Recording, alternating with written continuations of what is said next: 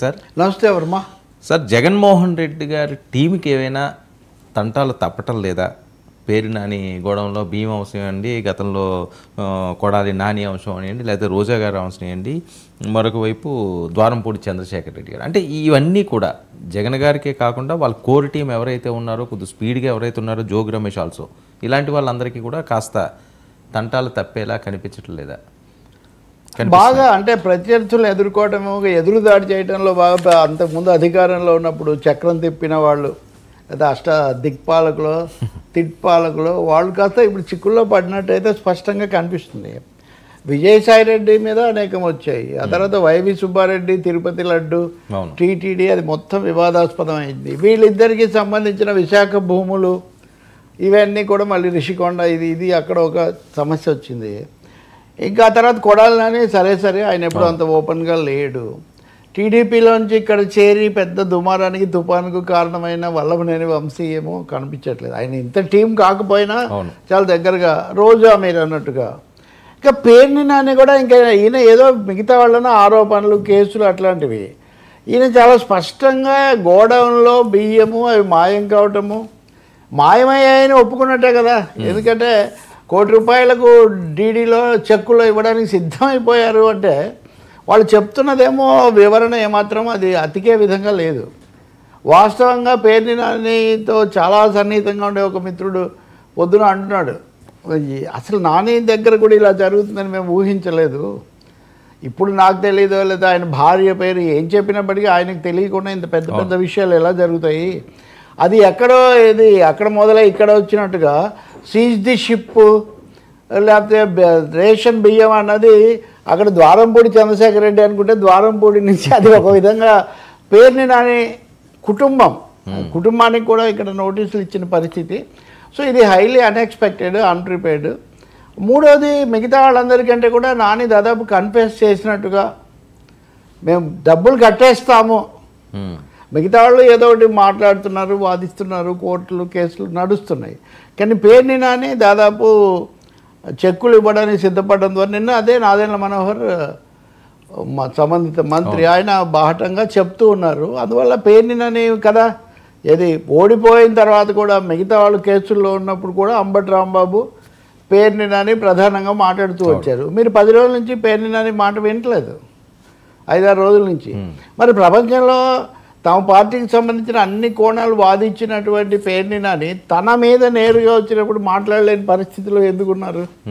Lookout నోటీసులు ఇవ్వాల్సిన పరిస్థితి ఎందుకు తెచ్చుకున్నారు?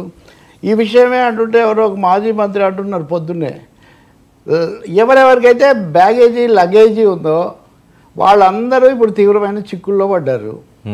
ఆ సమస్య అసలు ఆంధ్రప్రదేశ్ రాజకీయాల్లో జగన్మోహన్ రెడ్డికి, చంద్రబాబు నాయుడుకి కూడా ఈ కేసుల లగేజీ తగిలించడం వల్ల వీళ్ళు అదానికి లోబడిపోవడం, మోదీకి లోబడిపోవడానికి అదో పెద్ద కారణమైంది. ఇప్పుడు ఇక్కడికి వచ్చేసరికి అది పేర్ని నాని మీద కూడా పడింది. అది పేర్ని నాని తప్పకుండా ఇంకా ఆయన అంత దబాయించి ప్రతి విషయాన్ని కూడా చెప్పే మనిషి కనిపించట్లేదు, వినిపించట్లేదు, కనిపించట్లేదు. వీళ్ళు వెళ్ళి పలకరించారన్నారు కానీ ఆ తర్వాత ఇంకా చెక్కులు ఇస్తాం, ఇంకా డీడీలు ఇస్తామంటున్నారు. ఇవి నిజానికి అంటే అధికారంలోకి ఎవరు వచ్చినా, ఏ పార్టీ ఉన్నా సరే ఏదో భూములు సమీకరించుకోవటం, అక్కడ ఉన్న వాళ్ళని తీసుకోవటం, అక్కడ ఏదో కట్టుకోవటం, సర్కారుతో ఉన్న సదుపాయాలు చేసుకొని ఏదో కాంట్రాక్ట్లో ఇంకోటి తీసుకోవటం, అట్లాంటివి చేయటం అలవాటు. కానీ ఇక్కడ బియ్యం తీసుకోవటం, గోడౌన్ పెట్టడం ఏంటి, బియ్యం తీసుకోవడం ఏంటి, అవేదో పడవలో ఏదో ట్రాన్సిట్లో సమస్య వచ్చింది కాబట్టి అని ఎప్పుడు మీరు ముందు చెప్పారా? ఆ ముక్క నేను లెక్కెట్టక ముందు చెప్పాలంటాడే రావుగోపాలరావు. ఆ ముక్క మీరు లెక్కెట్టక ముందు చెప్పలేదు కదా. అవును, కేసు బయటకు వచ్చిన తర్వాత ఇప్పుడు ఇంకా చాలా ఉందంట. నిన్న కొల్లు రవీంద్ర ఏమో ప్రత్యక్షమైన ప్రత్యర్థి వాళ్ళకు బందర్లో, రవీంద్రను కూడా వీళ్ళు అరెస్ట్ చేసి చాలా చేశారు కదా. కాబట్టి కొల్లు రవీంద్ర కానీ నాదెండ్ల మనోహర్ నిన్న మాట్లాడిన చూస్తే టార్గెట్ పేర్ని నాని అనేది చాలా క్లియర్గా ఉంది. మిగతా వాళ్ళందరికంటే కూడా పేర్ని నాని దాదాపు కన్ఫెషన్ లాంటిది, అంటే జరిగింది, తప్పు అయితే జరిగిందని ఒప్పుకున్నట్టుగా ఉంది. సో ఇలా అందరూ అయ్యేసరికి జగన్ టీం అనండి, బృందం అనండి, ఆయన కూడా వీళ్ళందరి సలహాలు తప్ప ఎప్పుడు విన్నది కాదు, ఆయన అనుకున్నదే చేస్తాడు. కానీ ఒక బ్యాచ్ అంటూ ఉండింది. అవును, ఇప్పుడు చక్రబంధంలో చిక్కుకుంది Jagan batch. So Jagan batch team చక్రబంధంలో చిక్కుకున్నప్పుడు ఇంకా చక్రం తిప్పడానికి మిగిలిందే ఒక సజ్జల రామకృష్ణారెడ్డి కనిపిస్తున్నాడు. ఆయన కుమారుడు కూడా నిన్నే బెయిల్ అవి తెచ్చుకున్నాడు. ఈయన మీద కూడా ఆఫీస్ మీద దాడి కేసులో కొన్ని వేస్తే కొంత ఉపశమనం ఈయన వరకు వచ్చినట్టుంది. రెండోది బయట కేసులు అవి ఏమైనప్పటికీ ఇప్పుడు జగన్ అంతర్గత బృందంలో ఇక చక్రం తిప్పగలిగిన వ్యక్తిగా లేదా అవసరంగా ఇది లోపల, అది కూడా బయట కాదు. అవును, వాళ్ళేమో చక్రబంధం ఉంటే ఈయన మళ్ళీ చక్రం గతంలో తిప్పుతున్నాడు. కానీ ఇది కాకినాడలో ఏర్పడిన తుఫాను బందర్లో తీరాన్ని తాగుతుంది అనుకోవచ్చా? Something like that. కాకినాడలో మొదలయ్యి అది బందర్ దాకా రావటం అనేది అది ఒకటే బియ్యం కనెక్షన్, అవును, రేషన్ కనెక్షన్. అది రేషన్ కనెక్షన్ అక్కడి నుంచి ఇక్కడి వరకు రావటం అనేది నిజంగా అది ఆసక్తికరమైన విషయమే. జనసేన కోణంలో కనుక మీరు చూస్తే తప్పకుండా వాళ్ళ కాపు మద్దతుదారులు కానీ అక్కడ ఇక్కడ కూడా వీళ్ళు ఎక్కువగా ఉండే ఒక పరిస్థితి.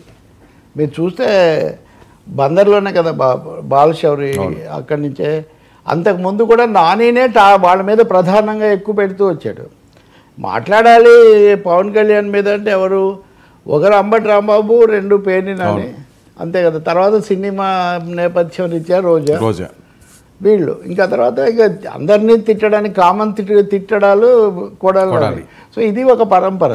సో అది ఇక్కడ చిక్కుల్లో పడటము, ఒక్కసారిగా గొంతు లేవడం లేదంటారు, గొంతులు అన్నీ మూగపోయిన ఒక పరిస్థితి.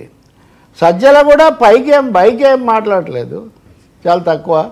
కాకపోగా ఒక అంబటి మటుకు ఇంకా ఆయన అటు యూట్యూబ్ ఛానల్ ఇటు మామూలు మీడియా ఇంటరాక్షన్స్లో అంబటి ఒకడు ఇంకా సాగిస్తూ ఉన్నారు ఆయన. కానీ ఇంకా ఆయన సమస్యలు ఎలా ఉంటాయో చూడాలి. ఇంకా మనం నిన్ననే ఆయన దీక్ష కూడా చేశారు ఏదో సోషల్ మీడియా దీని మీద. అంటే పోలీసులు కూడా వచ్చి లేదులేండి మేము చట్టబద్ధంగా వెళ్తారని హామీ ఇస్తే ఆయన విరమించిన పరిస్థితి కూడా మనం చూస్తున్నాం.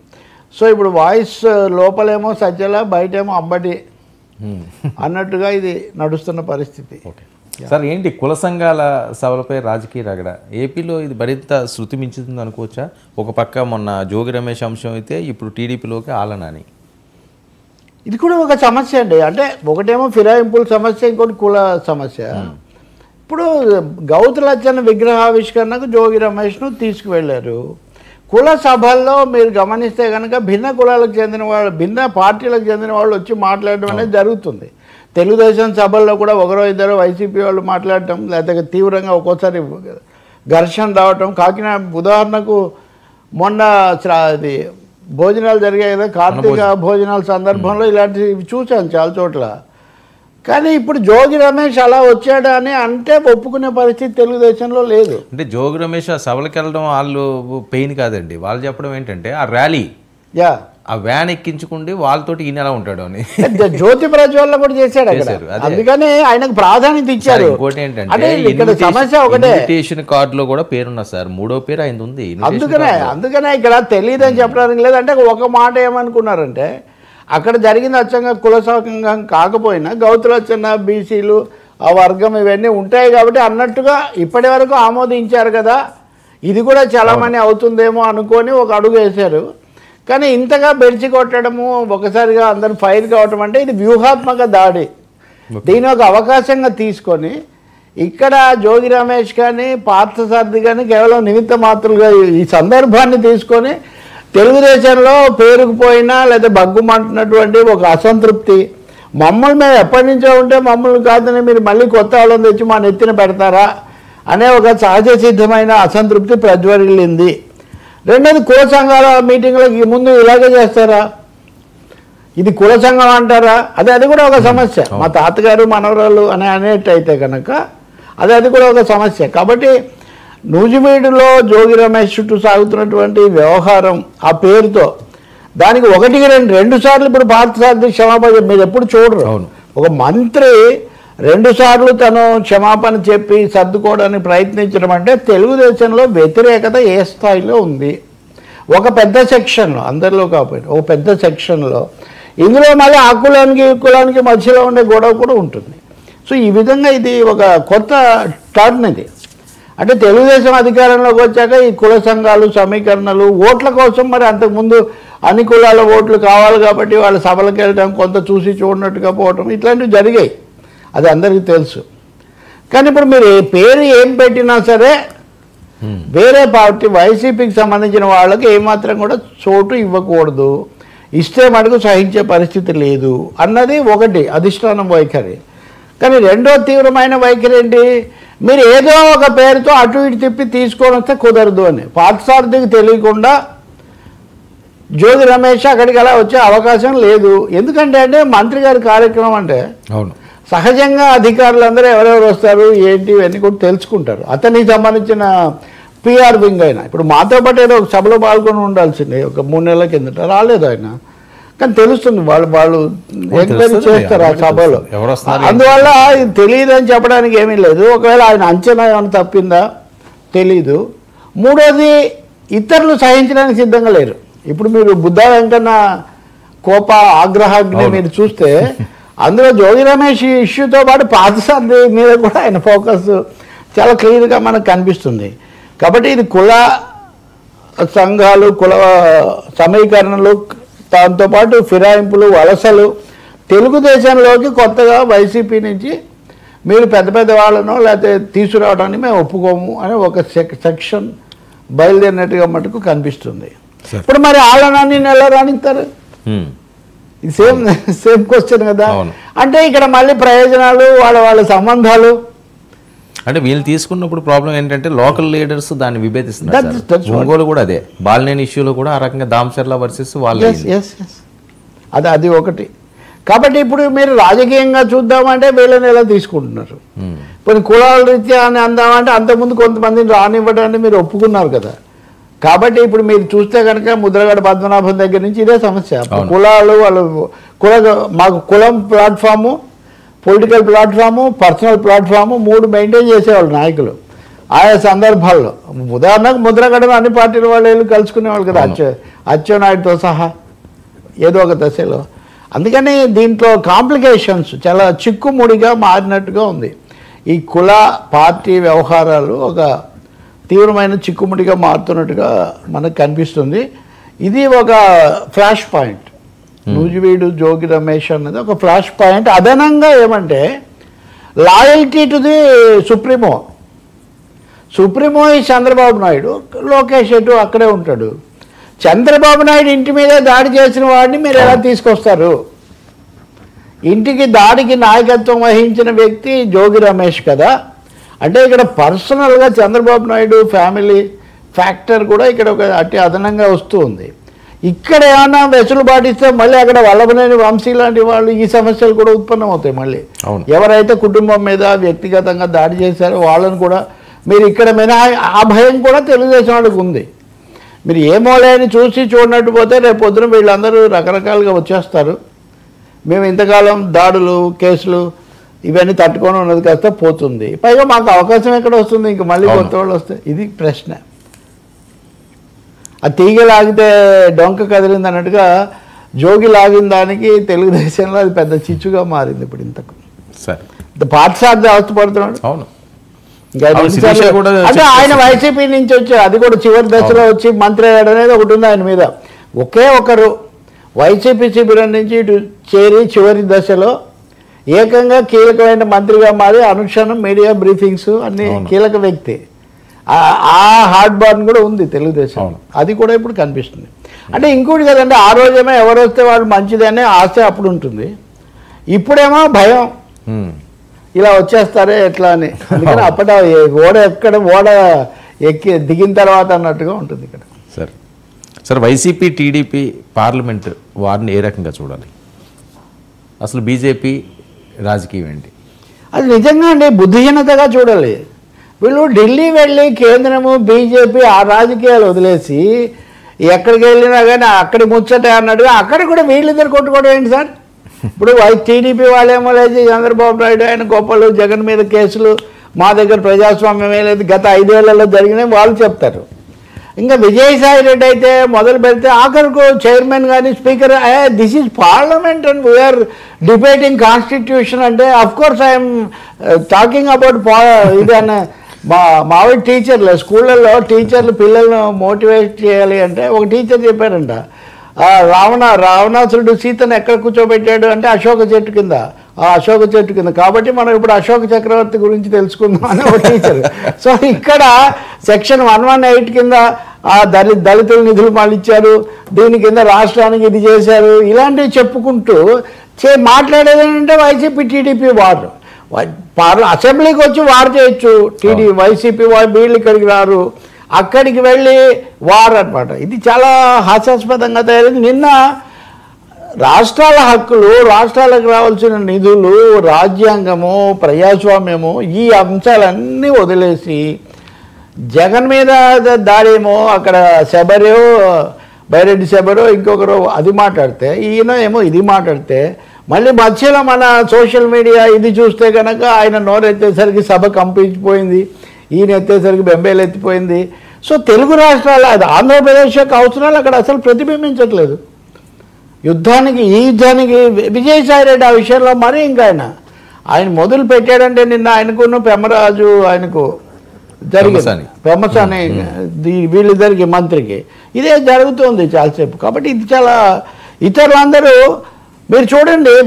నేను ఒక ముఖ్యమైన అంశం దీంట్లో ఉన్నది, ఈ రెండు పార్టీలు పూర్తి బద్ధ శత్రువులు. కానీ బద్ధ శత్రువులు కూడా బీజేపీకి బద్ధ మిత్రులు. మీరు 3 అంశాలు తీసుకోండి, అదాని అంశం మనం మళ్ళీ చర్చించవచ్చు. అదాని విషయంలో ఇద్దరు ఒకటే. అవును. పోలవరం విషయంలో కేంద్రం, నేను చంద్రబాబు వెళ్ళి కేంద్రం అని అనలేదు, ఆయన కేంద్రాన్ని అనొద్దు అని కూడా ఆయన మళ్ళీ సలహా ఇచ్చారు. జమిలీ ఎన్నికలు ఇద్దరు ఒకటే. అంటే 3 అతి కీలకమైన అంశాలు దేశం ముందున్న వాటిల్లో ఇద్దరు కూడా బీజేపీకే బలపరుస్తున్నారు. బీజేపీకి కావాల్సింది ఇంకేముందో అంతకంటే. సో ఇక్కడ వార్, మిస్ప్లేస్డ్ వార్ అనమాట. లెక్క తప్పిపోయింది, ఎవరి మీద ఎవరో యుద్ధం చేస్తున్నారు. పార్లమెంట్లో నవ్వుల పాలవుతున్నాం మనం. ఆంధ్రప్రదేశ్ ఎంపీ లేచారంటే వీళ్ళు జగన్ గురించి, వాళ్ళేమో చంద్రబాబు గురించి తప్ప, జగన్ కూడా ఇప్పుడు లేడు. పోనీ అప్పుడన్నా అధికారంలో ఉన్నప్పుడు టీడీపీ వాళ్ళు మాట్లాడారంటే ఏదో ఉన్న ప్రభుత్వాన్ని విమర్శించడం, ఇది అది కాదే, అయిపోయిన ప్రభుత్వాన్ని. కాబట్టి ఎంజాయ్ చేస్తుంది బీజేపీ చక్కగా. పిట్టపోరు పిల్లి తీర్చిందని వీళ్ళిద్దరిని పురికొల్పి ఇప్పుడు ఎట్లా కోడి పందాలు అది కూడా నడుస్తుంది కదా ఇప్పుడు, కోడి పందాల లాగా తయారైంది ఇది వైసీపీ టీడీపీ వ్యవహారం. మనం ఇందాక చర్చించిన దాంట్లో ఒక విషయం, రాజ్యసభలో 3 వెళ్ళిపోయి వేరే పార్టీ తరఫున అయిపోయారు కదా ఇప్పుడు. సరే ఈరోజు నిన్న ఒరిస్సాకు చెందినటువంటి 6-7 రాజ్యసభ సభ్యులు ఒక్కొమ్మడిగా వాళ్ళందరూ కలిసి మీడియా ముందుకు వచ్చి, మేము జీవితాంతం నవీన్ పట్నాయక్ విధేయంగా ఉంటాము, మేము ఎట్టి పరిస్థితుల్లో పార్టీ మారము అని ఒక ప్రకటన చేశారు. ఉంటారా రేపు ఏం చేస్తారు వేరే విషయం, కానీ అసలు ఆ ప్రకటన చేయాల్సిన ఒక పరిస్థితి, అంటే ఓడిపోయినంత మాత్రాన అంత తలకిందులు కాకూడదన్న ఒకటి మీరు అక్కడ చూస్తారు. ఆంధ్రప్రదేశ్లో వైసీపీ పరిస్థితి పూర్తి భిన్నం. అంతకుముందు తెలుగుదేశం పరిస్థితి కూడా అంతే. ఎందుకని వీళ్ళిద్దరిని ఆడిస్తుంది బీజేపీ అయిపోతుంది. కాబట్టి ఇక్కడ వార్ అని వాళ్ళు అలౌ చేస్తున్నారు కూడా. ఇంకెవరైనా బెంగాల్లో కేరళలో మాట్లాడమనండి వెంటనే ఆపేస్తారు, ఏదో ఒకటి మీరు ప్లీజ్ టాక్ నేషనల్ టాపిక్స్ అని. సో వాళ్ళే చక్కగా పురికొల్పి ఇస్తున్నారు. చాలా నవ్వులాటగా మారింది చివరకు. సార్ ఏంటి సంధ్యా థియేటర్ యాజమాన్యానికి మళ్ళీ షాక్